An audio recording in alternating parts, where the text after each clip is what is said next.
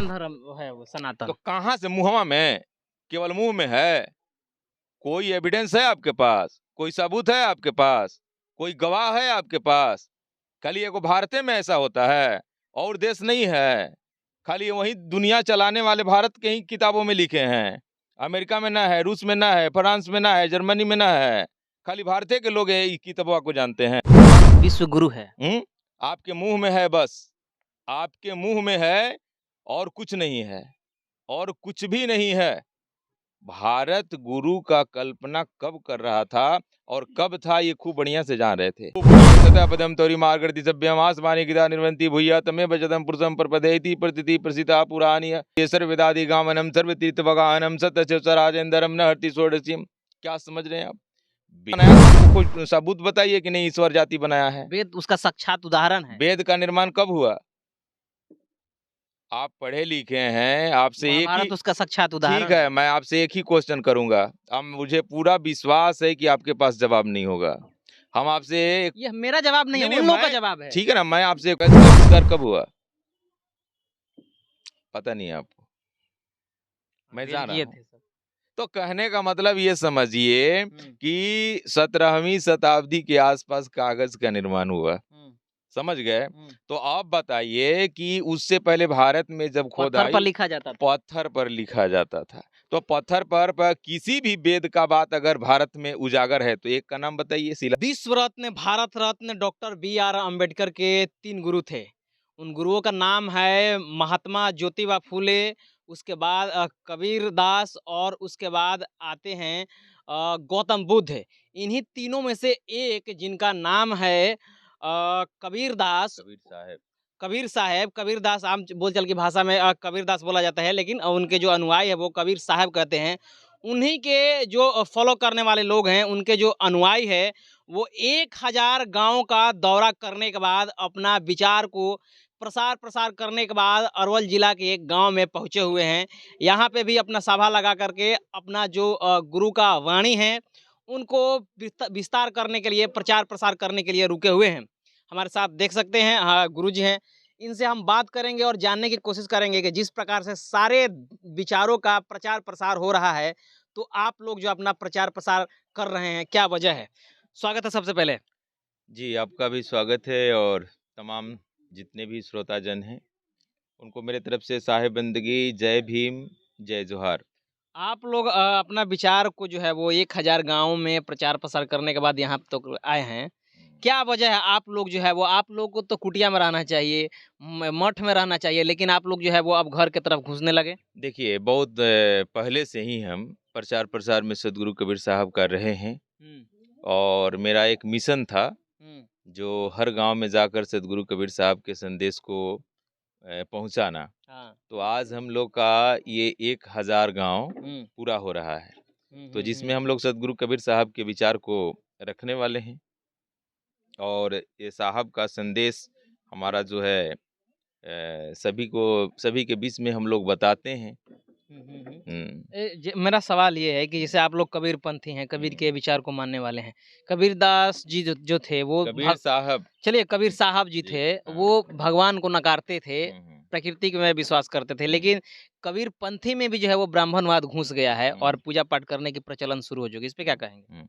ये बात आपका बहुत सराहनीय और बिल्कुल सत्य है कि सदगुरु कबीर साहब के विचार में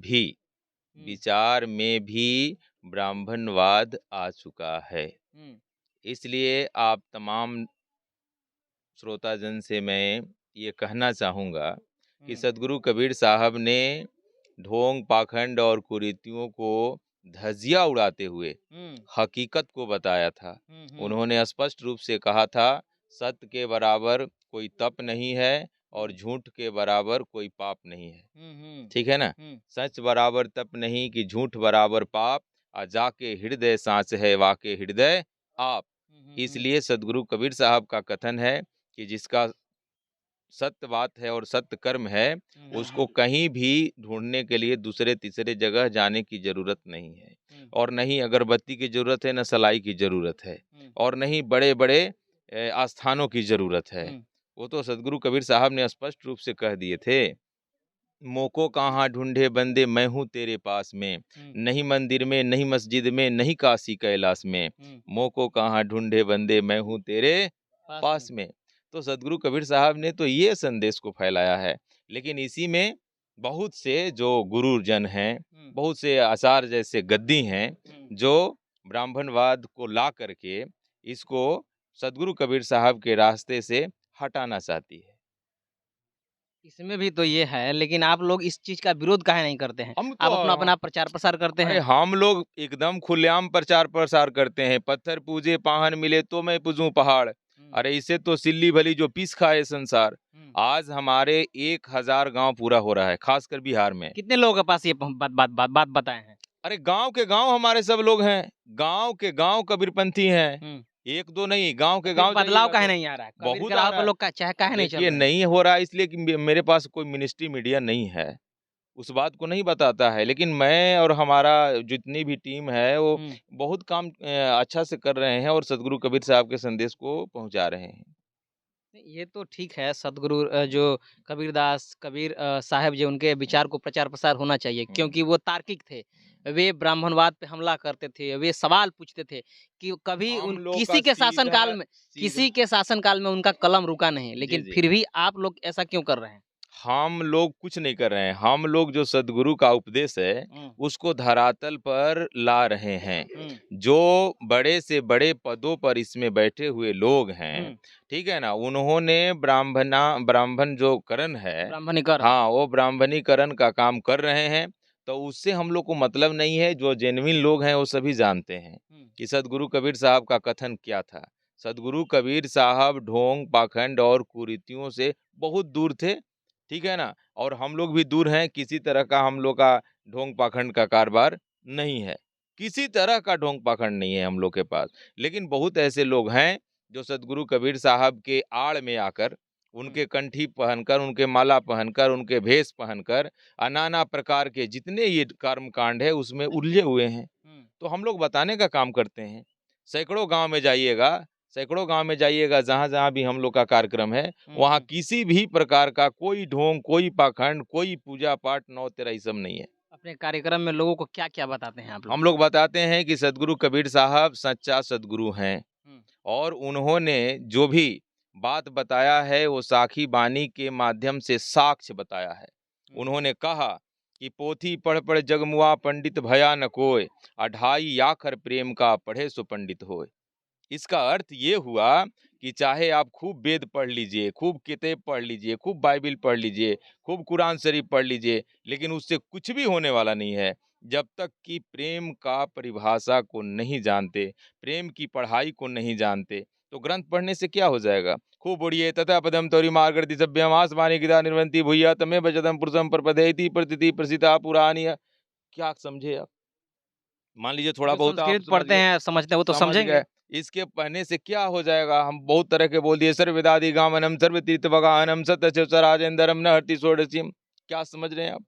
वेद को पढ़ने से, मंत्र को पढ़ लेने से कुछ भी होने वाला नहीं है जब तक कि सत्य बात सृष्टि चलता है वेदे से, आपके कहने से थोड़ी चलता है। हम थोड़े कहते हैं, वो तो लोग कहते हैं। बताइए, सृष्टि वेद से चलता है तो उसमें किस स्तंभ पर रखा हुआ है? चाका के माध्यम से है या पिलर के माध्यम से है? किस माध्यम से टिका हुआ है? ये सब ज्ञान के माध्यम से। नहीं, साहब ने स्पष्ट रूप से कह दिया, तीरथ में तो पानी है होवे नहीं कुछ नहाए देखा, वेद किताब सब झूठा है, इसमें हमने पोल देखा। इसमें हमने पोल देखा यानी झूठ देखा। आंखी देखे कहे कबीरा, घट घट पर्दा खोल देखा। आप लोगों ने देखा होगा, सुना होगा कि आप लोगों को सिर्फ बुराइयां नजर आती है, अच्छाई नजर नहीं आती मैंने है। क्या क्या अच्छाई आती? प्रेम के बात किया जाता है, प्रेम कहाँ कैसे किया जाता है? जहाँ भाव प्रेम धर्म के होता, बात किया जाता जहाँ है। आज भी प्रेम अगर होता, जहाँ 7,000 लगभग जहाँ जाति हो, जहाँ इतने प्रकार के धर्म और संप्रदाय हैं कि उसका कोई वर्णन नहीं है, अब बताइए वहां पे कैसे कहेंगे कि प्रेम किया जाति जाता है? व्यवस्था उसके मूल धर्म में तो बसता है। तो अरे भैया, तो ईश्वर कृत नहीं ना हो सकता है? ईश्वर का ईश्वर नाम, ही जाति बना है। ईश्वर काय खातिर जाति बनाएगा? कैसे बना देगा ईश्वर जाति? और जाति बनाया तो हमको कोई सबूत बताइए कि नहीं ईश्वर जाति बनाया है। वेद उसका साक्षात उदाहरण है। वेद का निर्माण कब हुआ? आप पढ़े लिखे हैं, आपसे एक ही महाभारत उसका साक्षात ठीक उदाहरण है, है। मैं आपसे एक ही क्वेश्चन करूंगा। अब मुझे पूरा विश्वास है कि आपके पास जवाब नहीं होगा। हम आपसे ये मेरा जवाब नहीं है, नहीं, उन लोगों का मैं जवाब है। ठीक है ना, मैं आपसे एक क्वेश्चन करना चाहता हूँ कि कागज का आविष्कार कब हुआ? पता नहीं है आपको? मैं जान रहा बेल्जिए हूँ। थे सब। तो कहने का मतलब ये समझिए हुँ, कि 17वीं शताब्दी के आसपास कागज का निर्माण हुआ। हुँ, समझ गए? हुँ। तो आप बताइए कि उससे पहले भारत में जब पत्थर पर खोदाई लिखा जाता था। पत्थर पर लिखा जाता था। तो पत्थर पर किसी भी वेद का बात अगर भारत में उजागर है तो एक का नाम बताइए शिलालेख में। आप जानते हैं तो बताइए हमको। लेकिन बौद्ध साहब का शिलालेख पर मिला। हुँ, मिला कि नहीं मिला? मिला। मिला ना? हुँ। लेकिन और जितने भी लोग हैं, देवी देवता हैं, बुद्धों से पुरान धर्म है वो तो सनातन। कहाँ से मुहवा में? केवल मुंह में है? कोई एविडेंस है आपके पास? कोई सबूत है आपके पास? कोई गवाह है आपके पास? खाली एगो भारते में ऐसा होता है और देश नहीं है। खाली वही दुनिया चलाने वाले भारत के ही किताबों में लिखे हैं। अमेरिका में ना है, रूस में ना है, फ्रांस में ना है, जर्मनी में ना है। खाली भारतीय के लोग ये किताबों को जानते हैं। भारत विश्व गुरु है। आपके मुंह में है बस। आपके मुंह में है और कुछ नहीं है। और कुछ भी नहीं है। भारत गुरु का कल्पना कब कर रहा था और कब था ये खूब बढ़िया से जान रहे थे। हुँ, वो गौतम बुद्ध साहब का दौर था। हुँ, समझ गए ना? हुँ, अशोक महान के दौर था। हुँ, उस दौर में भारत को इस तरह के लोग नजर से देखा करते थे। हुँ, लेकिन हुँ, आज के दौर जहाँ की न समानता है, न समाज का सब व्यवस्था है, न शांति है, न समृद्धि है, सब कोई अपने अपने स्वार्थ की जिंदगी में जी रहा है हुँ। और कह रहा है कि हम गुरु बन रहे हैं। कैसा गुरु बन रहे हैं भैया? जितने भी हमारे आप अपने देश को विश्व गुरु बनने से जलन आ रहा है, जलन की बू आ हमको रही है। बहुत खुशी हो रहा है। लेकिन विश्व गुरु बनने का उद्देश्य कैसे होता है, विश्व गुरु कैसे बना जाता है, ये तो कम से कम आप भी समझ लिए होते। विश्व गुरु बनने के लिए पहले नंबर समरसता को बहाल करना पड़ेगा। मंदिर बन गया, हाँ। भारत में जो है वो सारे लोग एक धर्म के नीचे आ गए, तो ये विश्व गुरु बनने का ना पुरुषोत्तम श्री राम आ गए, तो ये विश्व गुरु बनने के संकेत नहीं है? आपका कहने का मतलब है कि मंदिर जब बन जाए वो विश्व गुरु बन जाएगा। हुँ। ठीक है ना? तो आप गांव-गांव एक विशाल-विशाल मंदिरों का निर्माण करते जाइए, बस तुरंत विश्व गुरु बन जाइएगा। हिंदू राष्ट्र बन रहा है। हुँ, आप जितना राष्ट्र बनाना है उतना राष्ट्र हिंदू बना राष्ट्र से लीजिए। दिक्कत है? हमको क्या दिक्कत है? दिक्कत है आपको? हमको बिल्कुल दिक्कत नहीं है। हम लोग मानवतावादी लोग हैं, मानवता की बात करते हैं। हुँ। हम लोग जानते हैं आया एक के देश से उतरा एक के घाट, हवा लगी संसार की हो गए 12 बाट। ठीक है ना? प्राकृतिक रूप से कोई भी बदलाव नहीं है। यहाँ के लोग आकर के जाति-पाति बनाए हैं। हुँ। कोई हिंदू बना, कोई मुसलमान बना, कोई सिख बना, कोई बौद्धिस्ट बना, कोई जैनिस्ट बना। एक ही लोग बने हैं। हुँ। एक ही मानव लोग, ये सभी लोग बने हुए हैं। ये बनाए गए हैं, ये ईश्वर कृत नहीं है, ये बेबुनियाद बकवास और झूठ के सिवाय कुछ नहीं है। कुछ भी नहीं है, जितना भी अंतर दिखाते हैं, 4 वर्णों का व्यवस्था किसने किया? भगवान की। काहे खातिर भगवान करेंगे भाई? आप समझिए, ये मनु जी का रचना है और मनु जी के रचना के द्वारा ये सब जाति-पाति की व्यवस्था किया गया है और उनके द्वारा जात संप्रदाय को बनाया गया है, ये वर्ण व्यवस्था को बनाया गया है। और वैसे बताइए, जिसको आप सब कोई कहते हैं कि सबका वो मालिक है और सब कुछ सब कोई है, तो उसमें से जाति कैसे आ गया? जब लग नाता जाति से तब लग भक्ति न होए, भक्ति करे कोई सूरमा जात वरन सब खोए। हैं? जाति का नाता लेकर कहते हो कि हम भक्ति करेंगे और विश्व गुरु बनेंगे? हैं? विश्व गुरु बन सकते हैं कभी जी? इसको सोचिए, समझिए और विचारिए। जाति लेकर के, संप्रदाय लेकर के, धर्म लेकर के आप विश्व गुरु बन सकते हैं? अगर विश्व गुरु इस देश को बनाना है, तो हमें सामाजिक बदलाव लाना होगा। हमें जाति-पाति हटाना होगा, हमें भेदभाव हटाना होगा, हमें छुआ-छूत हटाना होगा, सभी मानव को आपस में प्रेम करना होगा, तभी हमारा काम आगे बढ़ सकता है, तभी हम विश्व गुरु बन सकते हैं। और एगो जात लेकर के, एगो जात ऊँचा है या दूसरा जात नीचा है, कारखाना है जाति का? कारखाना खोल के रखे हैं? हैं? ये कारखाना नहीं है, जैसे तुम पैदा हुए हो उसी तरह से सभी मानव पैदा होते हैं। ये बात समझिए। अगर प्रकृति के तरफ से अगर किसी भी प्रकार का अगर मतभेद होता तो हम मान लेते, अगर सूर्य उगता है तो क्या कहता है कि नहीं, जो अछूत लोग हैं, जो नीचा लोग हैं, जो भेदभाव रखने वाले हैं, कि उनको हम नहीं पढ़ेंगे, उनकी छाया नहीं पड़ेगी सूरज की? सब पे पड़ती है। पड़ती है कि नहीं पड़ती है? हम्म। जब हवा चलती है तो हवा चलती है, तो बताइए कि शूद्र के लिए अलग होता है का?